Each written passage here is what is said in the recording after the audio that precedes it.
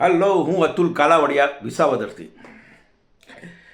ગઈકાલે મારા એક મિત્રે મને બહુ એક સુંદર વાત કરી કે જ્ઞાન અને બુદ્ધિનો અંત આવે ને ત્યારે શ્રદ્ધાની શરૂઆત થાય. મેં કીધું એમ સમજાવતો. તો એણે મને કહ્યું કે તારો મોબાઈલ ખોવાઈ જાય તો તું શું કરે? મેં કીધું હું ગોતું, ઘરમાં ગોતું, દુકાનમાં ગોતું, ગાડીમાં ક્યાંક ભૂલી ગયો હોય તો ગોતું. અચ્છા, તો એણે કહ્યું કે તોય ન મળે તો?